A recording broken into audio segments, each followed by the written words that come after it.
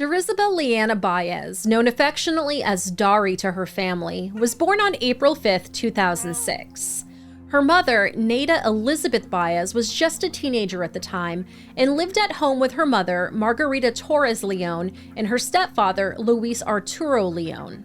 The little girl was named after her paternal grandmother who passed away in 1995. In November of 2007, when Nada was just 19 years old, she began dating 26-year-old Harvey Lamar Johnson.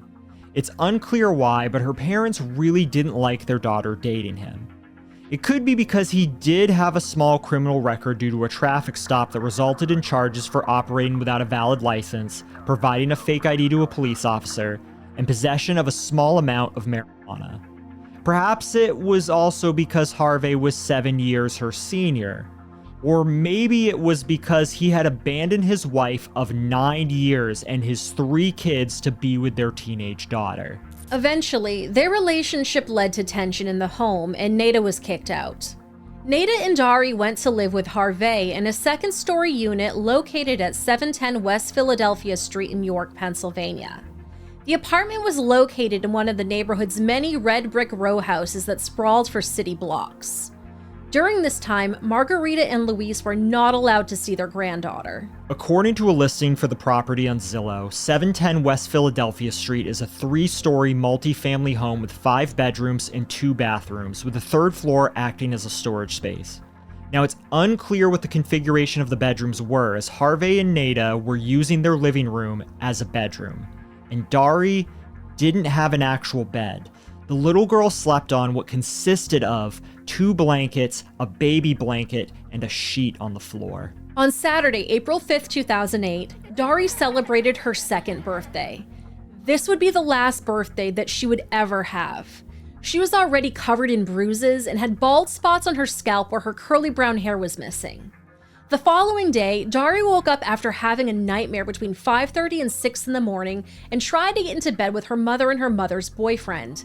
Instead, Harvey swatted the little girl away, and when she began to cry, he made her stand in a corner as punishment for getting out of bed too early. Between 11:30 and noon, Harvey received a text message about his vehicle and went outside to check on it. Apparently, a car had parked behind him and he thought someone was causing trouble. When he came back inside around 12:20, he heard Dari crying, and Nada was acting frustrated.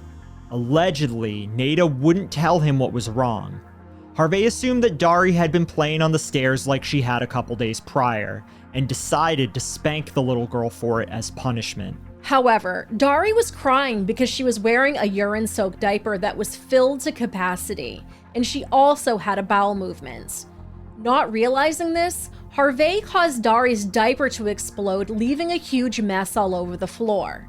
That's right, he hit her with such force, her diaper exploded. Now, while attempting to change her, the little girl had another bowel movement. This sent the man into a rage and caused a frustrated Nada to storm off. Harvey has attempted to downplay the situation, but evidence has proven him to be a liar. He claimed that he took the little girl into another room and began beating her with the cord of his Xbox controller. He stated that he was aiming for her arm, but also ended up hitting her in the back, and that he had done so about 7 to 8 times, after which the two of them had a discussion about her behavior. Nada, however, claims to have witnessed something very different. After the spanking incident in the stairwell, Harvey allegedly threatened to beat the mother before taking Dari into a separate room. There, he didn't just beat the little girl with a cord 7 or 8 times. The beating carried on for 20 to 30 minutes, after which there was silence. Nada claimed that she begged Harvey to stop, but the beating continued until neither Dari was crying nor Harvey was yelling. Soon, she heard the water running in the clawfoot tub in the bathroom. Harvey claimed that he brought the little girl into the bathroom as she was still soiled from the spanking incident. He alleged that she continued to defecate while in the bathtub. According to Harvey, he went up to the attic to retrieve a onesie. They had just moved in and clothes were still in bags. And according to him, when he returned, Dari was face down in the bathtub. According to Harvey, he thought the little girl was just fooling around. That was until he saw her face.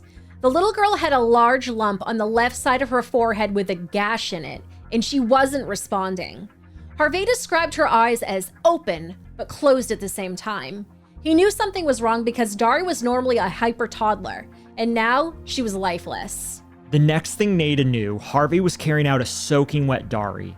The little girl was unconscious in his arms, and the two began to argue in the hallway, after which Harvey took Dari to the attic. She was then placed on Nada's leg and they attempted CPR. He claims that after they rubbed her back and stomach, that the 2-year-old little girl began to gag and expel water from her mouth. The three eventually went back downstairs to the kitchen, where, according to Harvey, the little girl seemed to be getting better. Allegedly, he went downstairs to the first floor unit to borrow his neighbor's phone as his own cell phone didn't have service. It was then that he heard Nada scream. Now, different sources are unclear as to who exactly contacted 911 that afternoon. Harvey claims that it was him, whilst Nada is named as the caller in Harvey's affidavit. Either way, a call was placed at 2:26 p.m. requesting an ambulance for a 2-year-old girl in cardiac arrest. The next part of our story outlines the experience of the first responders when they arrived on the scene of 710 West Philadelphia Street. If you're interested in hearing more, please check out the short documentary called Carrying Darisabel by Jason Plotkin. The first to arrive on the scene was Officer Roger Nestor, who ran into Harvey in the first floor entryway. Officer Nestor described Harvey as extremely unhelpful. He was texting and mumbled to the officer when he was asked where Dari was located. Harvey later fled on foot to his brother's house on the same block after more units arrived. The next to arrive were Officer Lisa Daniels and Officer, now Detective, Andy Baez, followed by White Rose Ambulance's EMT supervisor Donald Sanders Jr. Along with Officer Nestor, they found Nada providing CPR to an unconscious Dari on the kitchen floor. Even though the apartment was dimly lit, the bruising to Dari's body was apparent. Officer Nestor described it being so bad that it reminded him of camouflage. Officer Daniels observed bruising in various stages of healing, including fresh wounds that were currently bleeding. Dari had no pulse, and when Officer Daniels administered rescue breaths, she could taste blood on the little girl's lips. Blood spatter and clumps of hair were observed on the walls and the floor near Dari's makeshift bed, as well as on a pile of her clothes located in the kitchen. Additionally, blood was also located on an Xbox controller and on one of Dari's boots. When asked what happened to her daughter, Nada began to spin a web of lies. First, she claimed that Dari slipped and fell in the tub. After Officer Nestor called her out, she then changed her story and claimed that she had fallen down the stairs, even though her daughter's injuries were obviously far from accidental. Nada was taken to the York Police Department to be further questioned. Officer Baez, no relation to Nada or Dari, carried the little girl's battered and bruised body in his arms down the stairs and to the ambulance. The officer was met by a gaggle of onlookers that had assembled outside of the apartment to rubberneck. The officer wanted Dari to know that if he was the last person to hold her, that somebody cared for her. Dari was taken by ambulance to York Hospital's trauma bay. She was found to be brain dead. She was later transferred to Penn State Hershey Medical Center's critical care unit and was placed on life support. The little girl's wounds were so widespread and severe, and it included visible bruises, marks, and lacerations to her head, back, and body, as well as further injuries to her head, brain, chest, heart, liver, neck, extremities, and her private parts. It was obvious to everyone involved that Dari had been tortured over a very long period of time. According to one source, Harvey was located by Sergeant Roy Kohler in a nearby laundromat talking on the phone to a dispatcher. Other sources claim that Harvey returned to the apartment from his brother's house where he was ultimately arrested. Sergeant Kohler would later testify that when he responded to the 911 call, he noticed Harvey near the residence breathing rapidly and appearing distraught. Sergeant Kohler asked him if he was okay, to which he replied, "No, I don't feel well." He then asked Harvey to come to the police cruiser to be medically examined, and he agreed to do so. According to the sergeant, while they were walking towards the cruiser, Harvey said, and I quote, "I know I'm in trouble because of all the bruises all over her body. I beat her yesterday pretty bad with a belt," end quote. EMT Supervisor Sanders later testified that he medically examined Harvey in the back of the cruiser. During the examination, Harvey asked how Dari was doing. Sanders told him they were doing everything possible for the little girl and asked Harvey what happened to her, to which he replied, "I've been beating her." So Sanders inquired, "What do you mean?" And Harvey stated, "I'm sorry, I did it." Sanders inquired again, "What do you mean you did it?" To which Harvey elaborated, "I have been hitting the child for the last 2 or 3 days. To which Sanders asked, "Well, what did you use on the child?" And Harvey responded, "A belt." Sergeant Kohler subsequently drove Harvey to the York City Police Department to be interviewed by Detective Matthew Luchko at 8:55 p.m. During the drive, Harvey said, quote, "That girl and her mother bruise when I touch them at all. If I bite her mother or hit Dari at all, they bruise right up," end quotes. We will have a link in our show notes for you for the full 23-page interview that details Harvey's timeline of events that we've outlined earlier. An item of note that's worth mentioning from the interview is that Harvey claimed that Nada, whom he refers to as Elizabeth, was pregnant with his baby. This is noteworthy because after doing a bunch of digging, it's unclear what became of that baby or if Nada was even pregnant at all. He went on to explain that he put a roof over Dari's head because he felt sorry for her, and that when he first met her mother, he had to buy her shoes because she didn't have any. He claimed that his ex-wife hated him for dating Nada, and that she wouldn't allow him contact with his own 3 kids. Harvey had been with his ex-wife for 9 years, and she hated him for taking care of another woman's child. I think she probably hates him because he abandoned her. He also confessed that it took them so long to call 911 for help as he was scared that he would get in trouble for all of Dari's bruises, and that he had planned to drive the little girl to the hospital and just leave her there. He claimed that he could have taken his car and fled, but he didn't. He could have hopped a bus to New York, but he didn't. In the end, Harvey made excuses and tried to explain away what happened to Dari as an accident, that he was just a doting father figure that had to discipline the little girl for her own good, not because he wanted to do so. The interview was short, concluding at 9:13 p.m., with Harvey being arrested for aggravated assault and child endangerment. Nada, too, was interviewed by Detective Luchko and claimed that she pled with Harvey to stop beating her daughter. She claimed that although she was in another room for the bulk of the incident, she entered the room to find Dari curled up in a ball in the corner with a lump on her head with a gash in it. According to Nada, Harvey told her that if she didn't leave, she would just make things worse. York City Police Detective First Class Dana Ward, who is also a youth caseworker, noted that Nada was very emotional and asked for updates constantly on her daughter's condition. The police were ready to release her so that way she could be with Dari. That was until crime scene investigators that had been running a sweep of the apartment came across a journal inside of the home. After reviewing the journal, investigators learned that Nada was not as innocent as she made herself out to be. At that point, she was arrested. Dari languished on life support for 30 hours. She never regained consciousness. On Monday, April 7th, 2008, Darisabel Leanna Baez was taken off life support and passed away at 9:28 p.m., just 2 days after her second birthday. The hospital staff thoughtfully made a heart-shaped plaster of the little girl's hand and presented it to her grandmother, Margarita. First-degree homicide was added to Harvey's list of charges, and Nada was charged with endangering the welfare of a minor for failing to intervene in her daughter's torture. Both were booked into the York County Prison. Bail was set at $200,000 for Harvey and $25,000 for Nada. Later, her bail was set at $100,000. The following morning, Dr. Wayne Ross conducted Dari's autopsy. He determined that she died of multiple traumatic injuries, and her manner of death was listed as homicide. He found approximately 220 external injuries, 150 which were fresh, meaning they had occurred within 24 hours of Dari's admission to the hospital. He noted that Dari's right ear had fresh trauma, and the center of it had an abrasion consistent with someone scraping a fingernail inside of it. Dari's hair on the right side of her head was pulled out by its roots. Injuries on her left shoulder were caused by the cord of the Xbox controller, and her entire left arm had become swollen.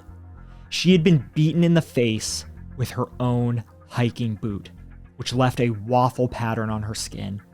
He determined bruises on the back of her forearm and injuries to her feet and lower legs were all caused by blunt force trauma. He discovered numerous fresh internal injuries to Dari's head, including swelling and bleeding in her brain, as well as retinal hemorrhages and damage to her spinal cord. Additionally, the tips of her fingers were black and she was missing several of her fingernails.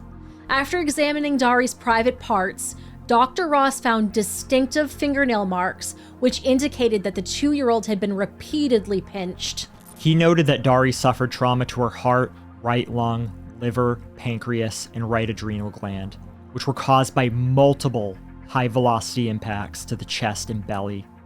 There were also hemorrhages to her neck caused by compression or strangulation. In his opinion, Dari was repeatedly struck at a speed of approximately 20 miles per hour. He concluded at the rate of injury every 20 seconds, it would have taken 45 to 60 minutes to inflict all of Dari's fresh injuries. After the autopsy concluded, Dauphin County Coroner Graham Hetrick, whom you might know from the TV show The Coroner, I Speak for the Dead, noted that Dari's injuries amounted to one of the worst cases of CA he had ever seen. It was clear from the bruises and other injuries on the little girl's body that it had not been the first time that she was attacked.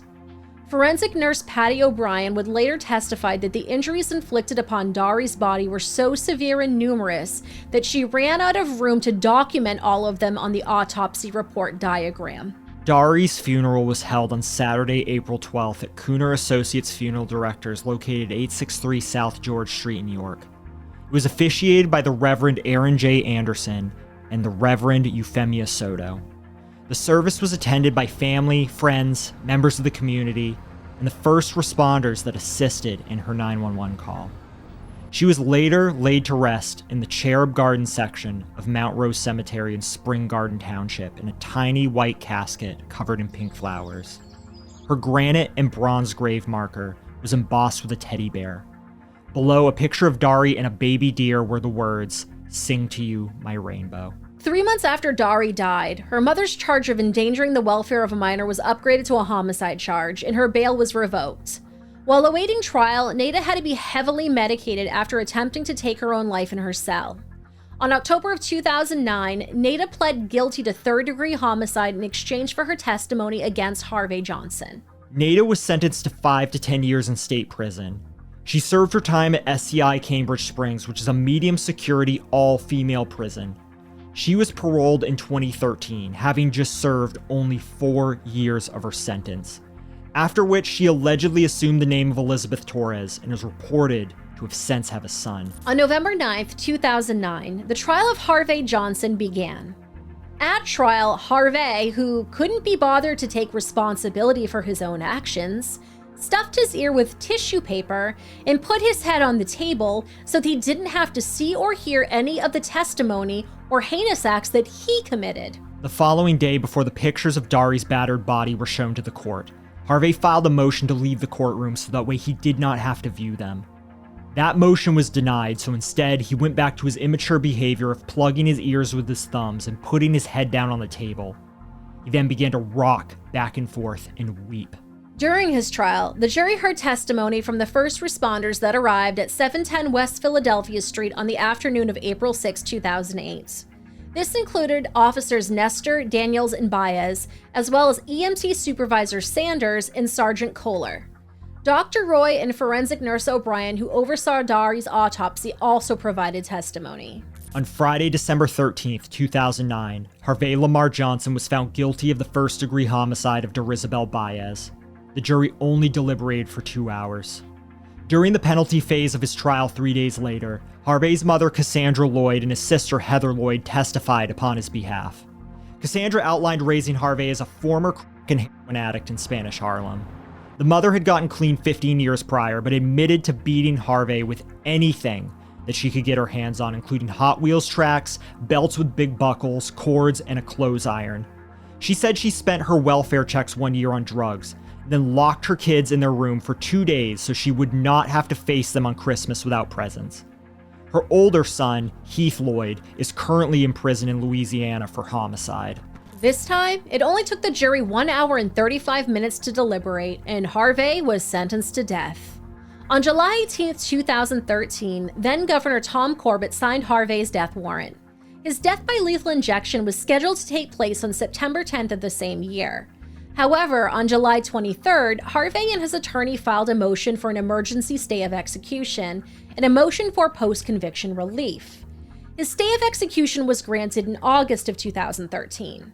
Harvey's motion for post-conviction relief wasn't decided until March of 2021, where it was finally denied. Harvey, of course, is still appealing his sentence. As of the date of this recording, Harvey is still awaiting execution and is serving his time at SCI Phoenix and Skippack Township, which also at one point housed Bill Cosby. An execution has not been carried out in Pennsylvania since 1999, and that was of serial killer Gary Heidnik. Prior to that, only 3 have been carried out since 1976 due to a moratorium on executions, but this does not stop death sentences from being issued today. There are currently over 150 inmates on death row in Pennsylvania, which makes you wonder if Harvey's sentence will ever be carried out. So what do you think? Should Harvey be executed, or should he spend the rest of his miserable life in prison? Let us know in the comments section down below.